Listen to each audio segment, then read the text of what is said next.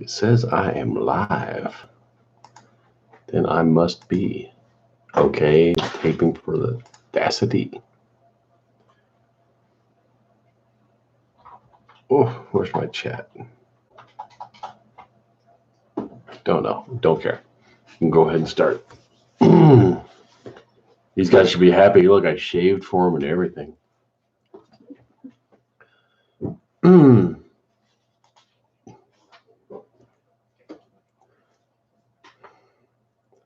Good morning, nerds. I have your nerd brief for August 12th right here. My name is Troy Stegner, and I'm going to fill you in on all the nerding news for today, Sunday. It's a light news day, it looks like. Shouldn't take long unless I start rambling.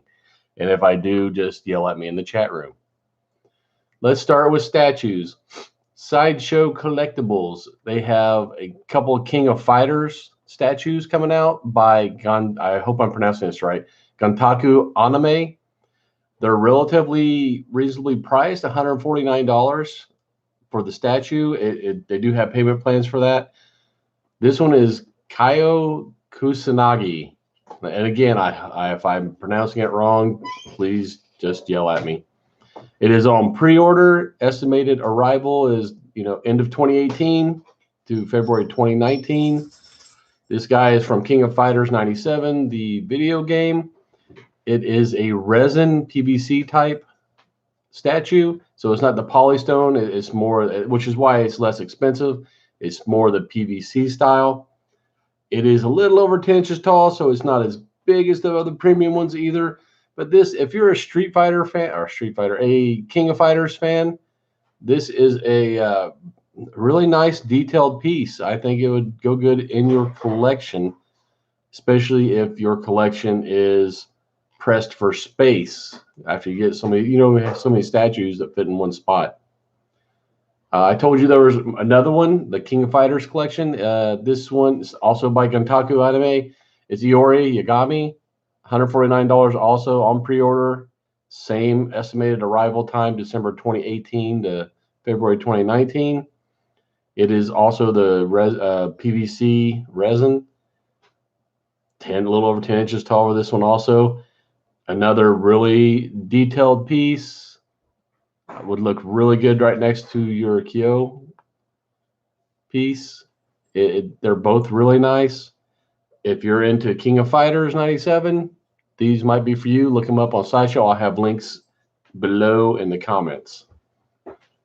Okay, we're going to go to a little more pricey one now. We have the Iron Spider-Man suit, like you saw in Avengers Infinity War, when Peter Parker followed Tony up into space when they went to go fight Thanos. It's the suit that has all the little arms off of it. Really iconic looking suit. He never wore it long in the comics, but it had a lasting impression on people. This one is by Iron Studios. It's a 1/4 legacy replica. Really, if you know anything about Iron Studios and Sideshow, most of their stuff is very, very detailed. This one's selling for $800. They have a payment plan. It's on pre-order. Estimated arrival April 2019 to June 2019. Being a 1/4 scale, it puts it just a little over 2 feet. It looks like it's 25 inches high. It is made out of polystone, so it's a true statue. It is based on the Infinity Wars version of Iron Spider suit. Hand painted. Here's the kicker again. I told you before they're doing a lot of light up stuff with the LEDs. This one, the one head with the mask on it, the eyes light up. Operated by battery. Doesn't say if it's got an AC plug or not. I don't see anything in the pictures. But at least you got the light up eyes there. And it has a second head with the supposedly Tom Holland likeness. I am looking at it here. It looks vaguely like Tom Holland. Typically, the Iron Studios stuff is spot on. With this one, they just didn't capture Tom Holland's complete likeness. It looks kind of like him, but not completely. They usually do a better job. I'm not happy with that head. I don't think I would use it. I would keep the masked head on if it were me. Still a really nice piece. All the rest of it is just perfect. So if you liked Avengers Infinity War and you love the Iron Spider suit, check this one out. I will have a link in the comments. Vertigo Games. They released a trailer for their new upcoming game called A Fisherman's Tale. This game is a virtual reality title from Interspace VR. It's kind of a weird, surreal puzzle type game. Basically, you got this fisherman puppet who is trying to get back up to the lighthouse with the help of all his little friends, puppet friends and toy friends and everything there at the lighthouse, so he could light the lighthouse light to keep people from wrecking on the rocks. It's a looks like a good game. I haven't ever played the VR, but this is coming out in the fall for PlayStation VR, HTC Vive, Oculus Rift, and Windows Mixed Reality VR. It's coming out on quite a few platforms. And if you like the very stylized puzzle type games, with it, it looks like it's got that cutesy factor. This game, I think I would definitely give it a try just because I've never played a VR game, and I would love to see how that plays out. So look that up, Fisherman's Tale by Vertigo Comics.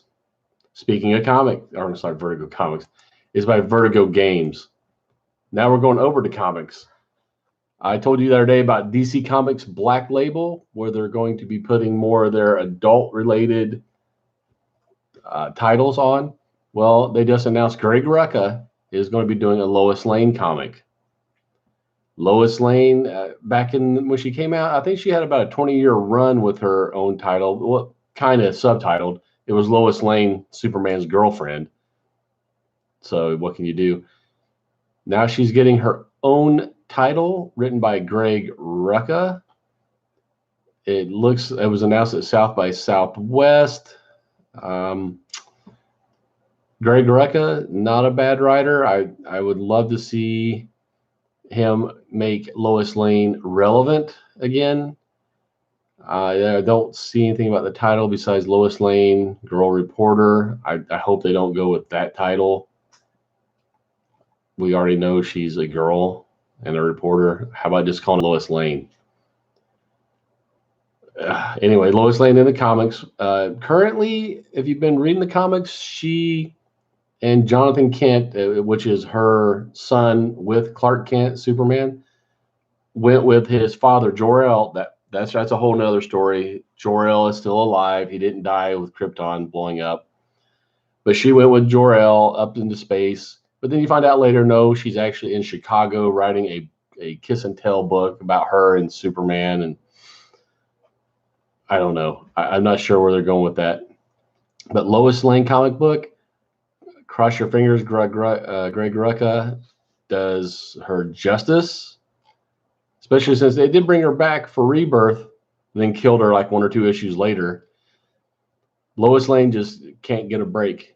Hopefully they have a good story and that people pick up on the story and want to read it.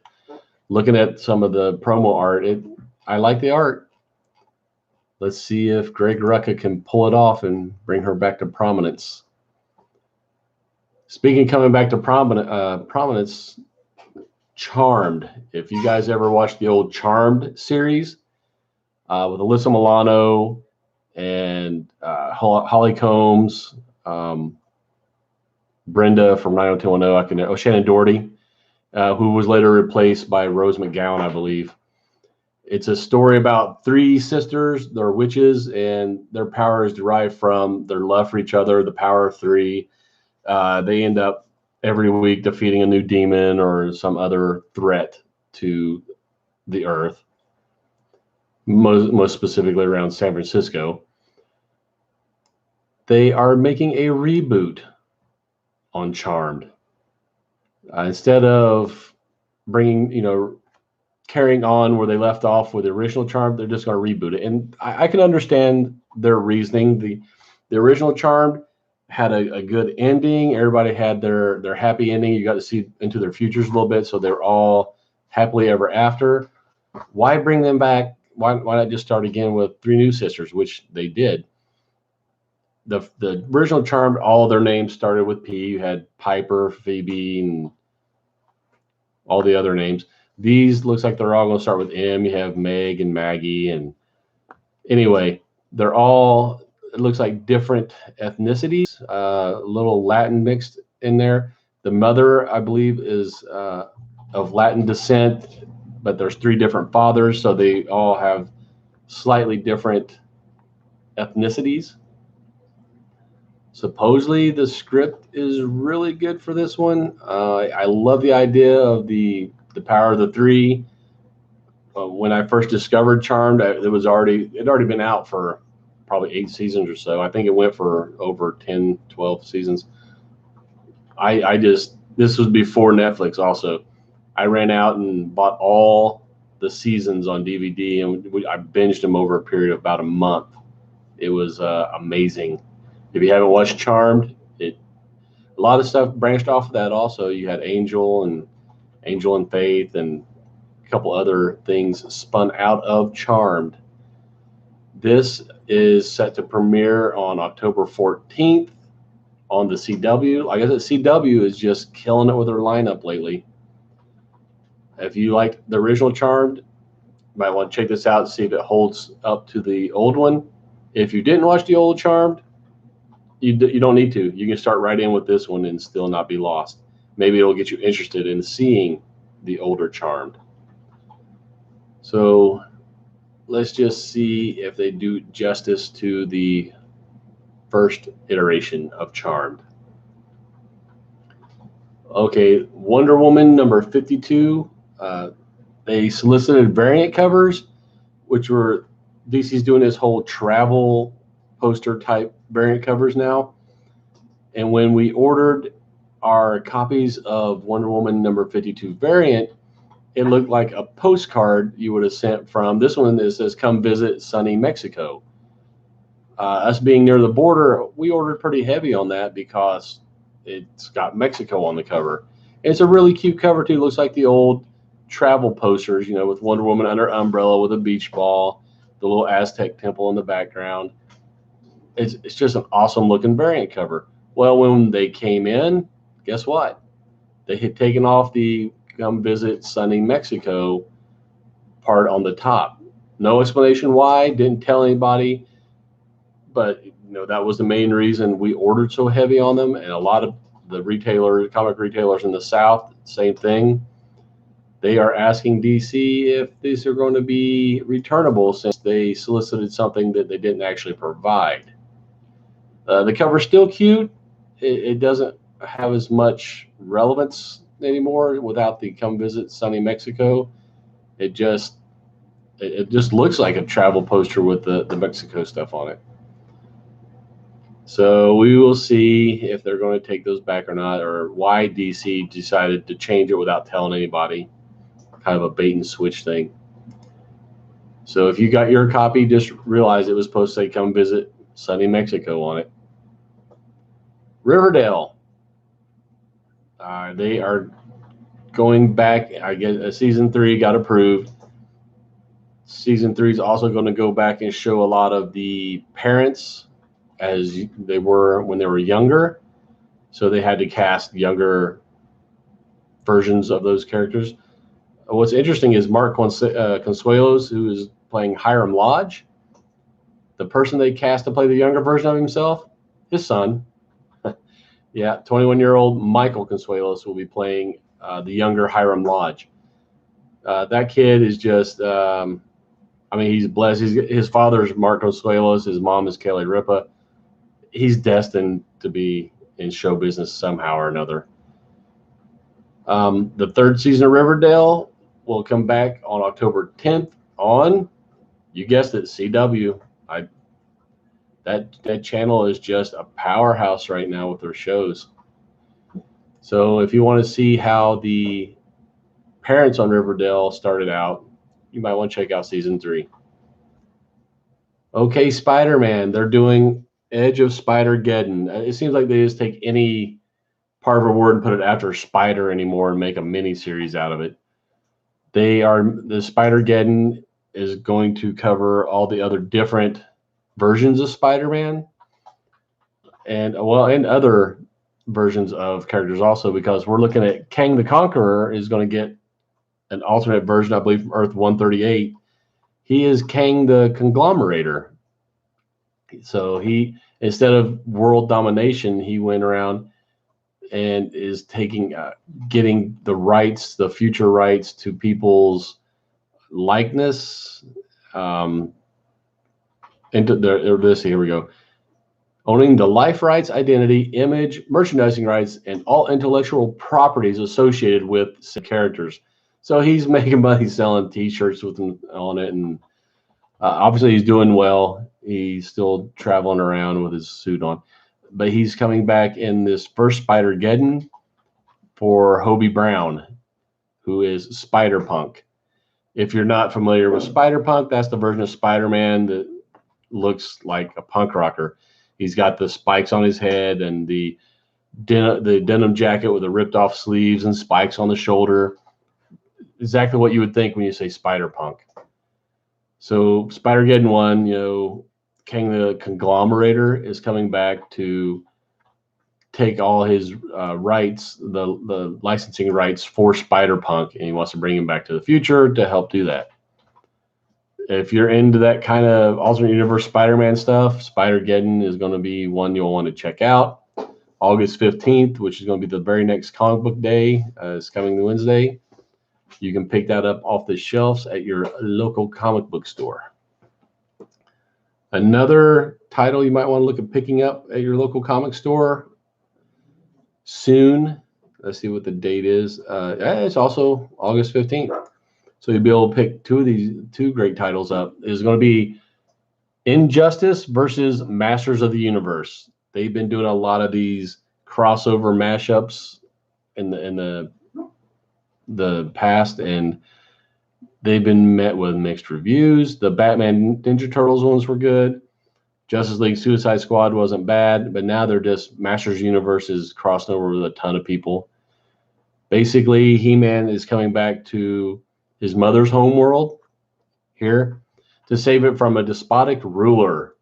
Guess who that is? You'll never guess. It's Superman. I just told you.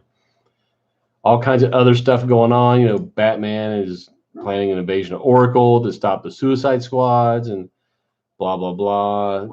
And then Zatanna and Swamp Thing are over on Eternia. And this whole universe crossover thing is just really messing everyone up. Don't believe it's canon, so don't have to worry about that. But if you like reads like that, this Wednesday you can pick that up off the shelf. 32 pages, a little longer than normal.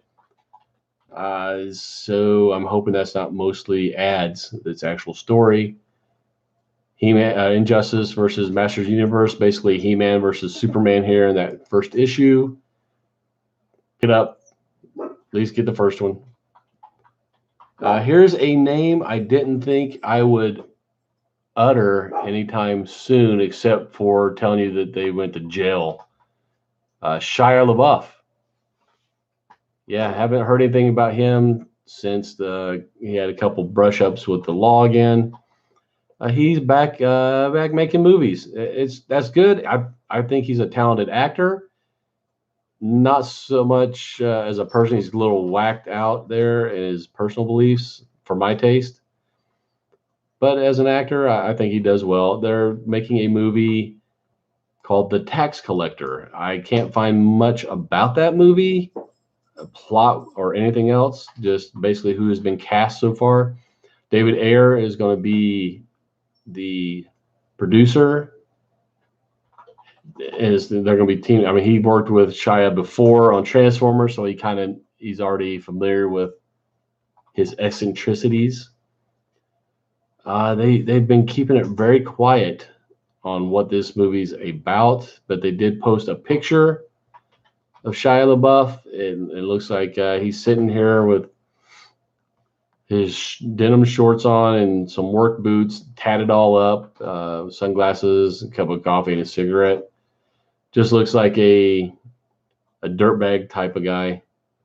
I'm guessing he's the title character, the tax collector. Maybe it's something to do with him going around and extorting money from people. I don't know. That's a guess. Like I said, they haven't released anything. I like David Ayer, and I really like Shia Lebouf as an actor. So this tax collector, I'm kind of waiting to hear more about it before I form an opinion. Tom Clancy. Back in the day, Tom Clancy books were just flying off the shelves. I'm not sure he's writing as much now as he used to because he's busy with them turning most of his books into movies or TV series now. So we're going to get Amazon is working on a series based on Tom Clancy's Jack Ryan. The person they're getting to play Jack Ryan, it was Harrison Ford in the previous movies that they made. This TV series, they're pulling in John Krasinski. You probably remember him from The Office or more recently A Quiet Place, the movie. He's a great actor. He's been getting into a little producing himself. I think he's helping the showrunner. Yeah, he serves as executive producer on this one. It is going to be about Jack, guy who eventually, if you haven't read Clancy's books, he actually becomes president at one point. The Jack Ryan series, they were always really good. I take that back. I think one of the Baldwin guys played Jack Ryan in Hunt for Red October. So it wasn't always Harrison Ford. John Krasinski has been surprisingly good in dramatic roles after seeing him as Jim in The Office for so many years. This first season, I believe they already started working on the second season. The first season of Tom Clancy's Jack Ryan will be released August 31st on Amazon. And season 2 is set to come out in 2019, so they must be working on them concurrently. Kind of interested to, I like the Jack Ryan series. I hope they do well. I mean, they already have 2 seasons. Amazon is trying to step up their streaming game to compete with everyone else. Oh, here's another throwback. Who here doesn't like Mary Poppins? Raise your hand. Okay, nobody should have raised their hand. Mary Poppins was amazing, even without Yondu giving that throwback referencing Guardians of the Galaxy. They're making Mary Poppins Returns based on the books. They were actually books before they were a movie. P.L. Travers was the author. It was 7 or so books they wrote, mostly focused around Mary Poppins and her gang of cohorts. This new Mary Poppins Returns is going to have Emily Blunt. I'm guessing she's going to be the main character. Colin Firth, Meryl Streep, and here's the one I like, Dick Van Dyke. Yeah, the guy's still alive. He's in his 90s, I believe. He won't be playing the chimney sweep anymore. Jack, I believe the name was.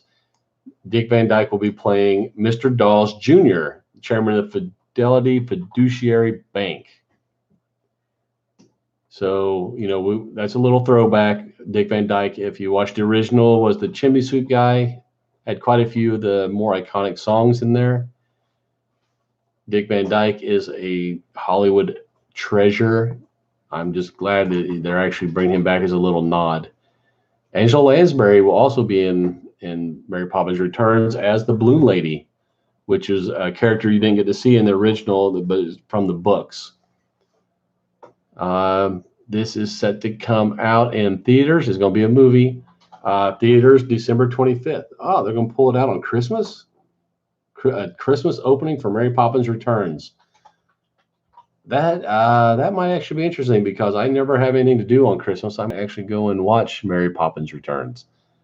You know me, I like a good musical. This one should fall right in place with all the other musicals I'm going to have to buy and put in my collection. Okay, Sharks. Yeah, this isn't going to be about the Meg. This is a different shark movie. 47 meters down, the next chapter. If you watched the original 47 meters down, I'm sorry.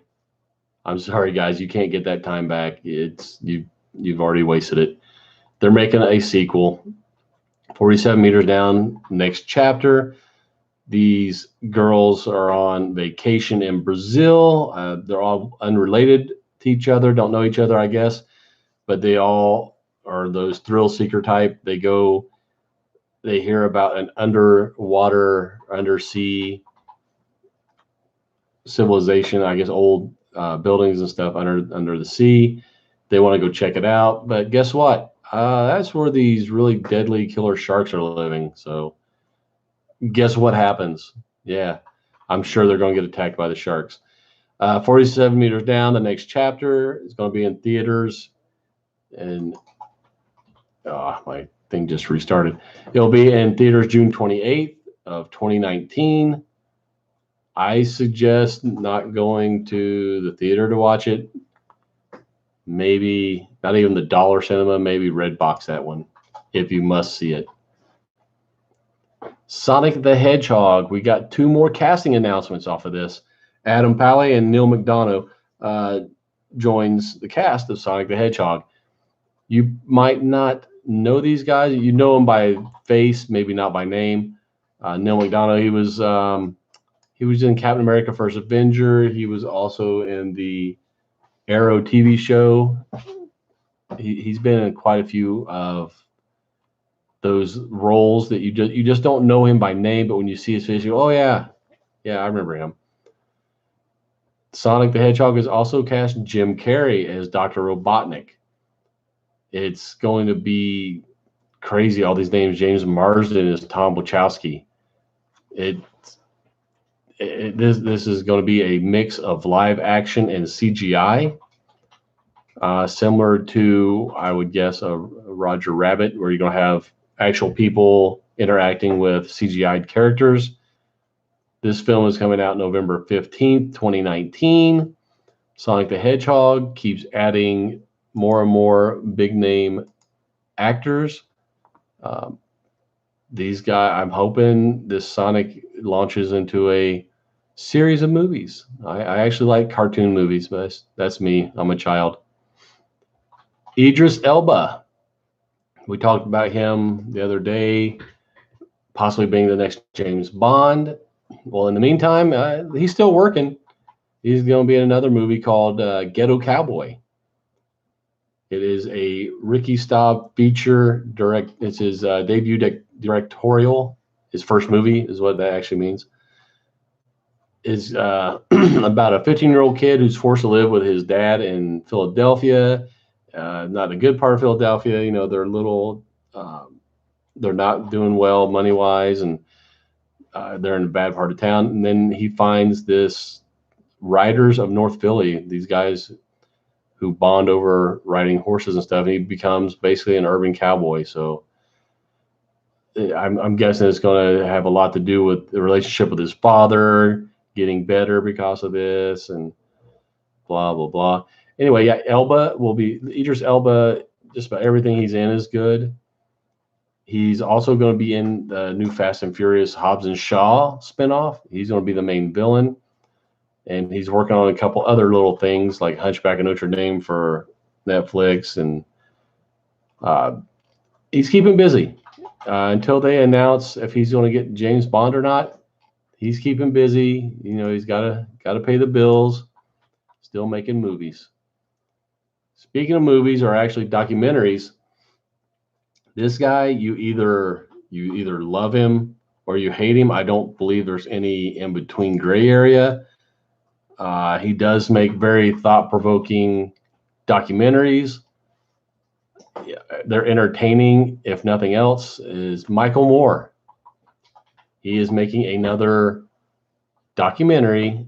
This one is going to be Fahrenheit 11/9. It is it's an expose, I guess, on Donald Trump. He's 11/9 is the date supposedly that Trump was announced as president. So that's why he's using the Fahrenheit 11-9 is a play on words from his Fahrenheit 9/11. He's keeping it close to the vest of what's in it, but we do know he said it's pretty much a expose on the presidency of Donald Trump. We will see when this comes out, September 21st. I'm sure it'll be very controversial, as all of his stuff is. It will probably do well at the box office, like all of his stuff does. I imagine there's going to be a huge backlash from the political right about this, and probably a outpouring of support from the political left. What are you gonna do? I'm just gonna watch it because usually it has some entertaining stuff in it. Whatever you find in these documentaries, any documentary, not just his, fact check it. Any documentary, don't just believe the people blindly. If it doesn't sound right, it's probably not right. Do your fact checking. That's all I can say on that matter. Okay, Netflix has announced a new spring break related trailer for their. Is this a movie or is it going to be a series? I'm guessing it's going to be a series. It's called The Package. I watched the trailer. The trailer, that's my kind of humor. I don't want to have. I'm not highbrow humor. Just make me laugh. This does it. These 5 teens go on a spring break camping trip. They get out in the middle of the woods, about 6 miles or so in, and they're getting hammered on beer and liquor, and the one guy somehow accidentally cuts his penis off. Yeah, in the middle of nowhere in the woods. So the whole thing centers on them trying to get him medevaced out to the hospital. They accidentally give the wrong cooler to the medevac, so they show up to the hospital with a cooler full of beer. They are trying to get the actual cooler back into the city from where they're at, 6 miles out in the woods. They run into a lot of problems getting there, of course. That's the comedy part of it. The trailer, if you haven't seen it, look it up, Package on Netflix. I laughed through the whole trailer. It's going to be available August 10th. Hey, that's already available. So that was available 2 days ago. You can actually go and watch The Package right now on Netflix, which after I get done doing this, I think I might just go and start watching The Package.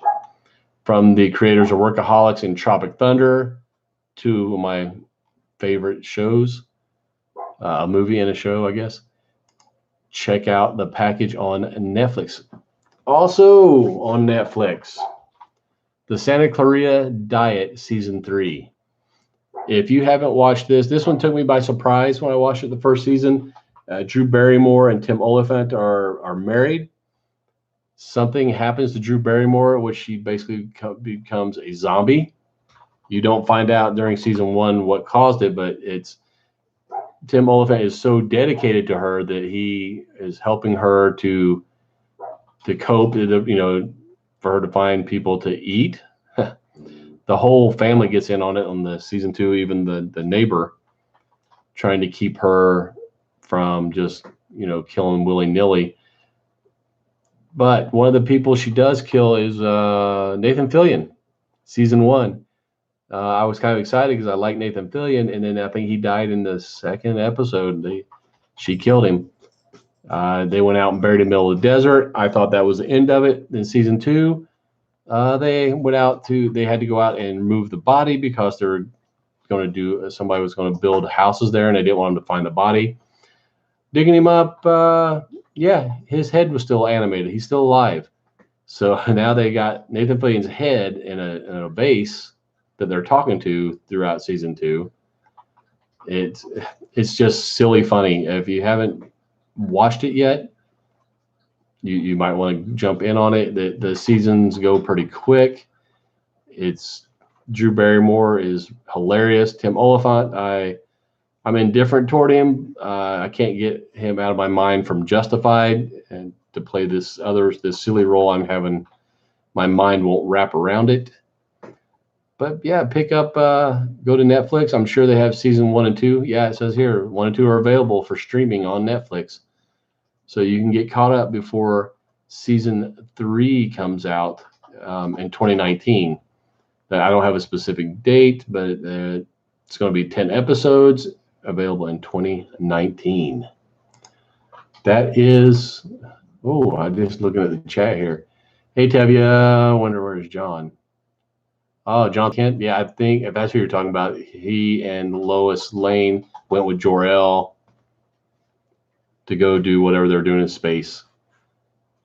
Technological, it was Bendis. Yeah, I believe maybe technically. Yeah, Brian Michael Bendis is one of those guys who just, you either love him or you hate him. I've seen him destroy characters and then make other characters amazing. Charmed, yep. Yeah, I'm not sure that Charmed reboot's a horrible idea, but it just goes to show you Hollywood doesn't have any original ideas. I wish it would just come up with original stuff rather than, hey, let's reboot this, or hey, let's just change this a little bit. Yeah, that's right. Buffy also came from it. Like I said, Charmed had a lot of stuff that was associated with it. Yeah, like I said, don't know if that's a terrible idea for the reboot, but I'm happy with the first one. If this reboot is horrible, I just won't watch it anymore. I still have the first one. They didn't ruin that for me by creating another one. So yeah, you didn't lose anything, possibly gain something. Okay, guys, that is all I have for this Sunday. Like I told you, slow news day, not a lot going on. I think I rambled a little bit about some of the other stuff. I'm going to go ahead and sign off today so you can go and get some stuff done out and do your yard work and shopping, whatever else it is you have to do. Please subscribe to this YouTube channel, like this video, comment on this video. If you don't want to watch video, we're available by podcast. Go to talknerdypodcast.com. If you would rather go through something like iTunes, hey, we're available on iTunes. Go subscribe to us on iTunes. Leave us a good rating. You can catch us on Spotify. You can catch us on pretty much any podcast platform out there. I believe we're on it. So wherever you get your podcast, subscribe to us and leave us a good rating. That is it for Sunday, August 12th. Later, nerds.